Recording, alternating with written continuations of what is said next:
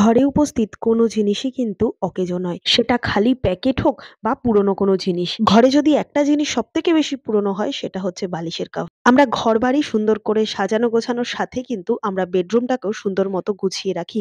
আর বেডরুমের সবথেকে বড় ইম্পোর্টেন্ট যে পার্টটা সেটা হচ্ছে বিছানা। বিছানাটাকে সবসময় পরিপাটি করে রাখার জন্য নানান রঙের বেড কভার, সাথে কিন্তু পিলো কভার গুলোকেও আমরা বারবারই বদলে থাকি। আর যখনই একটু পুরনো হয়ে যায় এই পিলো কভার গুলো বা রং উঠে গেল, ছিঁড়ে গেল, তখন কিন্তু এগুলোকে আমরা বাতিল করে দিই, ফেলে দিই, সেগুলোকে আমরা আর কাজে লাগাই না। আজকে এই ছেঁড়া ফাটা কালার ফেড হয়ে যাওয়া পিলো কভার গুলোকে আমরা ফেলে না দিয়ে অসাধারণ বেশ কিছু আইডিয়া তোমাদের সাথে শেয়ার করব, যেগুলো দেখলে কিন্তু আমরা আর কখনোই পুরনো বালিশের কভার আর ফেলে দেব না। এই দিয়ে বেঁচে যাবে আমাদের সংসার খরচ থেকে বেশ কিছুটা টাকাও। তো চলো তাহলে দেখে নেওয়া যাক কি সেই আইডিয়া গুলো। তো এর জন্যই প্রথমে আমি এখানে একটা নিয়ে নিয়েছি হ্যাঙ্গার। এই ধরনের প্লাস্টিকের হোক বা আয়রনের যে সমস্ত হ্যাঙ্গার গুলো থাকে সেই রকম একটা হ্যাঙ্গার নিয়ে নিতে হবে, আর নিয়ে নিতে হবে এরকম একটা পুরনো বালিশের কভার। তো দেখতে পাচ্ছ বালিশের কভারের কিন্তু রংটা অনেকটাই উঠে গেছে। এরপর ওপরের যে ফাঁক মতো অংশটা রয়েছে বালিশের কভারে, সেখান থেকে এইভাবে হ্যাঙ্গারটাকে আমি আস্তে করে ঢুকিয়ে দেবো। যদি বালিশের কভারটা টাইট হয়ে থাকে এই হ্যাঙ্গারের মধ্যে ঢোকানোর পর, তাহলে আর এখানে সেফটি পিন দেওয়ার প্রয়োজন নেই। আর যদি দেখা যায় একটু লুজ আছে, সেক্ষেত্রে এরকম ভাবে কোনাগুলো একটু ভাঁজ করে নিয়ে দুদিকে দুটো সেফটি পিন দিয়ে টাইট করে এইভাবে একটা হ্যাঙ্গিং ব্যাগের মতো আমরা তৈরি করে নেবো। তো দেখতে পাচ্ছ সুন্দর একটা ব্যাগ মতো আমরা তৈরি করে নিয়েছি। এরপর এটা আমরা কোথায় কিভাবে ব্যবহার করব? আমরা প্রত্যেকদিন কিন্তু বেশ কিছু জামাকাপড় কাচা ধোয়া করি। আর যদি ওয়াশিং মেশিনে সেই সমস্ত জামাকাপড়গুলো দিই, সেক্ষেত্রে কিন্তু আমরা একসাথে বেশ খানিকটা জামাকাপড় জড়ো করে রাখি। তার জন্য আমাদের লন্ড্রি ব্যাগ কিনতে হয়।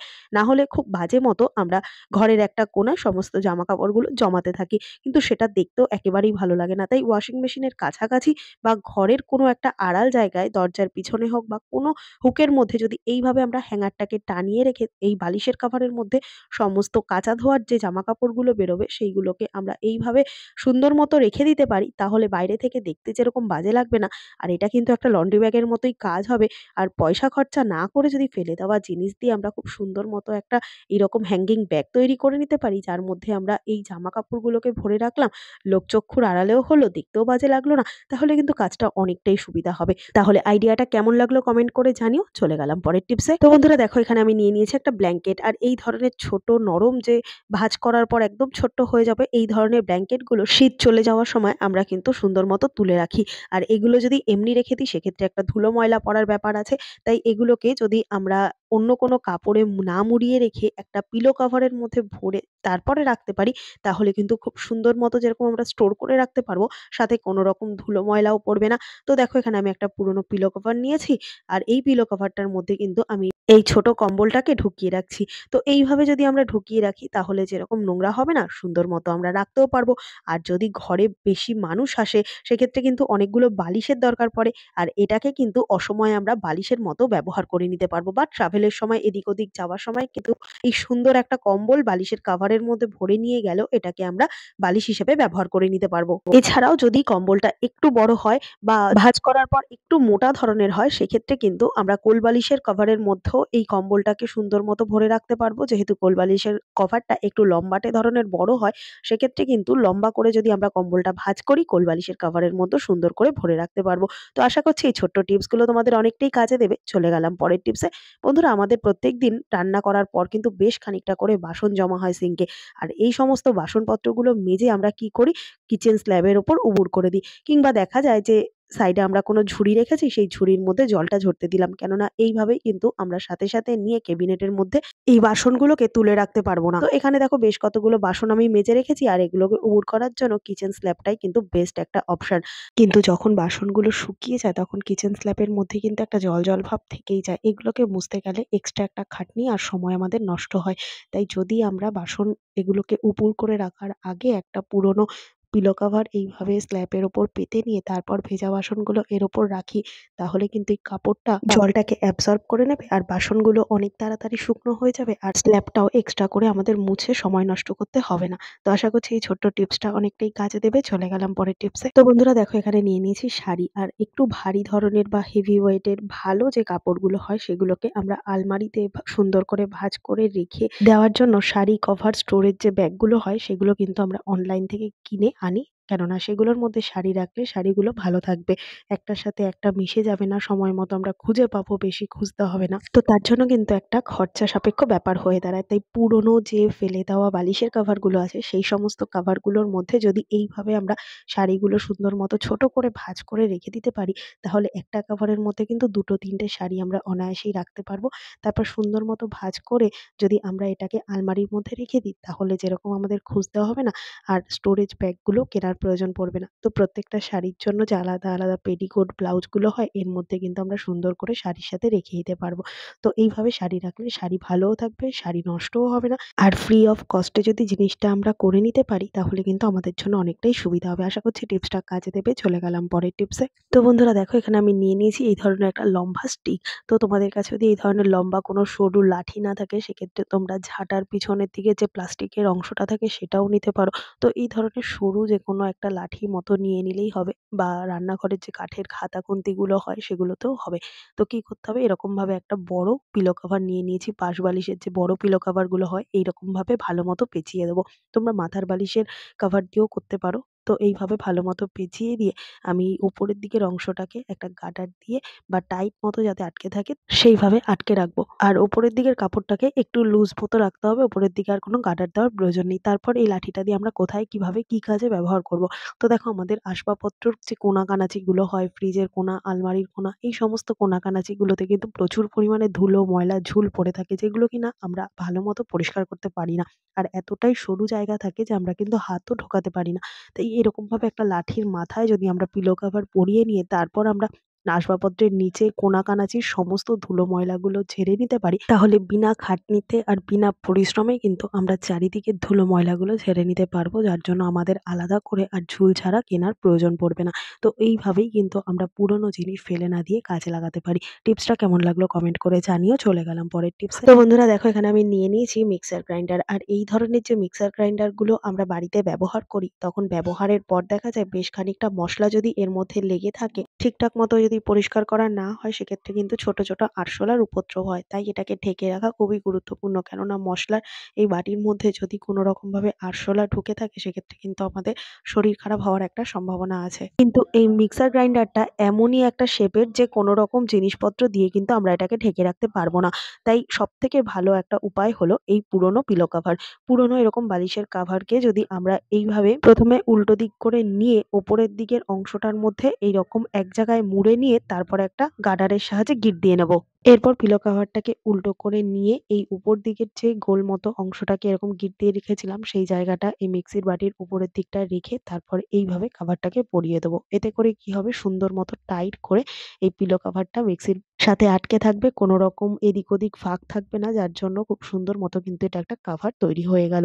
না সেলাই, না কাটাছেঁড়ার ঝামেলা ছাড়াই কিন্তু সুন্দর মতো আমরা মিক্সচার গ্রাইন্ডারের মধ্যে একটা সুন্দর কভার আমরা তৈরি করে নিতে পারলাম। তো আশা করছি এই ছোট্ট টিপসটাও অনেকটাই কাজে দেবে। চলে গেলাম পরের টিপসে। তো বন্ধুরা, আমরা যখন বাইরে কোথাও ঘুরতে যাই বেশ কিছুদিনের জন্য, তখন কিন্তু ফিরে এসে ১ম কাজটা হয় রান্নাঘরে রান্না করা। আর যখনই রান্না করতে যাব তখন দেখা যায় যে বার্নারটার মধ্যে কিন্তু প্রচুর পরিমাণে ধুলো ময়লা এতটাই মোটা হয়ে থাকে যে ঠিকঠাক মতো কিন্তু সাফিসিয়েন্ট আমরা আগুনও পাই না। তার জন্য আমাদের ভালো মতো আগেই এসে রান্নাঘরটা পরিষ্কার করতে হয়। তো চারিদিক পরিষ্কার করা সত্ত্বেও বার্নারটাকে কিন্তু ঠিকঠাক মতো আমরা পরিষ্কার করি না রান্না বসানোর আগে। তাই যদি আমরা ঘুরতে যাওয়ার আগেই ছোট্ট কাজটা করে রেখে যাই, তাহলে কিন্তু এসে আর এইসব খাটনি করতে হয় না। তো তার জন্য কি করতে হবে, এখানে ১ম এ আমি নিয়ে নিয়েছি পুরনো যে পিলো কভার গুলো ছিল, সেই পিলো কভারটাকে এইভাবে ছোট করে আমি ভাঁজ করে নিয়েছি। এরপর লোহার এই ঝিকটাকে সরিয়ে মধ্যেখানের জায়গাটায় বার্নারের ঠিক ওপরটায় এইভাবে পিলো কভারটাকে ভাঁজ করে উপর থেকে এইভাবে ঝিকটাকে দিয়ে দেবো। তো এইভাবে যদি আমরা সুন্দর মতো বার্নারটাকে ঢেকে রেখে যেতে পারি, সেক্ষেত্রে কিন্তু বার্নারের ওপর আর ময়লা পড়বে না। এসেই কিন্তু হালকা একটু পরিষ্কার করে নিলেই আমরা কাজটা আগিয়ে নিতে পারবো। রান্নাবান্না বসিয়ে দিতে পারবো। সময় কিন্তু বেশি নষ্ট হবে না। আর বার্নারটা ঢেকে রেখে গেলে কিন্তু আমরা সেভও থাকবো। এইভাবে কোথাও যাওয়ার আগে আমরা দুটো বার্নারকে যদি ঢেকে রেখে যেতে পারি, আমাদের কাজটা অনেকটাই সুবিধা হবে। আশা করছি টিপসটা কাজে দেবে। চলে গেলাম পরের টিপসে। শীতকালে কিন্তু আমাদের হাত পায়ে অন্যান্য জায়গাতে প্রচুর পরিমাণে ব্যথা লেগেই থাকে। হাতের কনুইতে থেকে শুরু করে হাতের কবজি, আঙুল সমস্ত জায়গাতেই পায়ে কোথাও না কোথাও একটা ব্যথা হয়েই যায়। তো এই সমস্ত ব্যথার জন্য কিন্তু আমরা নানান রকম ওষুধপত্র খাওয়ার আগে ঘরোয়া বেশ কিছু টোটকা আছে, সেগুলো মেনে চলার চেষ্টা করি। তাতে কিন্তু অনেক তাড়াতাড়ি উপশম পাওয়া যায়। তো কি আমরা সেই টোটকাটা ব্যবহার করি। কোথাও ব্যথা হলে কিন্তু আমরা একটু গরম সেঁক দিই। তো তার জন্য আমরা হট ব্যাগ ব্যবহার করি। আর যদি হট ব্যাগ না থাকে এরকমভাবে রুটি করার তাওয়ার উপর একটুখানি গরম করে নিয়ে একটা কাপড় দিয়ে আমরা একটু সেঁক দিলেই কিন্তু ব্যথাটা অনেকটা কম হয়। কিন্তু সেই কাপড়টা আমরা যেকোনো কাপড় দিলে পুড়ে যেতে পারে বা কালার ফেড হয়ে যেতে পারে। তাই কি করতে হবে, পুরোনো যে পিলো কভার গুলো আছে সেগুলোকে ভাঁজ করে নিয়ে যদি এইভাবে আমরা গরম সেঁক দিয়ে নিই, তাহলে অনেক তাড়াতাড়ি বেশি আরাম পাওয়া যাবে। তো কেমন লাগলো টিপসটা কমেন্ট করে জানাতে ভুলবে না। চলে গেলাম পরের টিপসে। তো বন্ধুরা দেখো, এখানে নিয়ে নিয়েছি ব্যাগ। আর এই ধরনের স্কুল ব্যাগ হোক বা ট্রাভেলের জন্য যে এই পিট ব্যাগ গুলো হয়, সেই ব্যাগ গুলো অনেকদিন বাদে বাদে ব্যবহার করার ফলে কিন্তু এর মধ্যে ধুলো পড়ে যায়। আর এদিক ওদিক রেখে দিলে ধুলো পড়বেই। তারপর আমরা যখন এটাকে ব্যবহার করতে যাব তখন কিন্তু এটাকে এতটা পরিমাণ ধুলো ঝাড়তে হয়, যাদের অ্যালার্জির সমস্যা আছে তাদের জন্য কিন্তু খুবই মুশকিল। তাই ছেঁড়া বা পুরোনো বালিশের কাভার যদি আমরা এই ব্যাগের মধ্যে ভরে রাখতে পারি, তো তারপর যদি আমরা সুন্দর মতো এটাকে কোথাও রেখে দিই, সেক্ষেত্রে যেরকম আমরা কোথাও যাওয়ার আগে বেশি ধুলো ঝাড়তে হবে না, কাভার থেকে খুলে নিয়েই কিন্তু আমরা ব্যবহার করতে পারবো।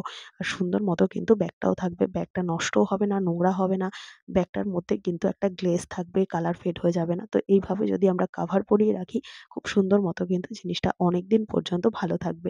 আশা করছি এই ছোট্ট টিপসটাও অনেকটাই কাজে দেবে। চলে গেলাম পরের টিপসে। বন্ধুরা, আমরা ঘর মোছার জন্য কিন্তু এই ধরনের মপগুলো ব্যবহার করি। কিন্তু যদি বাড়িতে এই ধরনের মপ না থাকে কিংবা ভেঙে গেল, নষ্ট হয়ে গেল, তখন কিন্তু আমাদের ঘর মুছতে অনেকটাই অসুবিধা হয়। তাই আমরা যদি ঘরেই সুন্দর একটা মপ তৈরি করে নিতে পারি, তাহলে কিন্তু আর টাকা দিয়ে মপ কেনার প্রয়োজন পড়বে না। তো এর জন্য এখানে নিয়ে নিয়েছি ওয়েপার। আর ওয়েপার কিন্তু আমাদের প্রত্যেকেরই টয়লেটে থাকে। তো ওয়েপারটাকে প্রথমে এইরকম ভাবে, যে পুরোনো পিলো কভার গুলো আছে, পিলো কভারের মধ্যে এরকম ভাবে ভাঁজ করে এইভাবে যদি আমরা পরিয়ে দিই, আর উপরের দিকের পোরশনটাকে আমরা সেফটি পিন দিয়ে টাইট করে যদি আটকে দিই, তারপর এই কাপড়টা দিয়ে কিন্তু সুন্দর মতো আমরা ঘরও পরিষ্কার করে নিতে পারবো। আর বাথরুমের জলও কিন্তু একেবারে শুকনো মতো পরিষ্কার করে মুছে নিতে পারবো। তো অনেক সময় হয় বাথরুমের জলও থাকে, সেগুলো কিন্তু ওয়েপারটা নষ্ট হয়ে গেলে ঠিকঠাক মতো জলটা সোপ করে না। সেক্ষেত্রে এরকম যদি একটা পিলো কভার নিচে আটকে নিই, তারপর যদি আমরা বাথরুমের জলটা টানি, শুকনো হয়ে যাবে, এইভাবে ঘরও মোছা যাবে। তো একটা কাজে কিন্তু আমরা দুটো কাজ করে নিতে পারবো। তাহলে আর আলাদা করে আমাদের মপ কেনার প্রয়োজন পড়বে না। শুধু পিলো কভারটা যদি চেঞ্জ করে নিই, টয়লেটের জন্য একটা, ঘরের জন্য একটা, তাহলেই কাজটা অনেকটা সুবিধা হয়ে গেল। তো দেখতে পাচ্ছ বাথরুমের জলটা কিন্তু সম্পূর্ণ শুকনো হয়ে গেছে।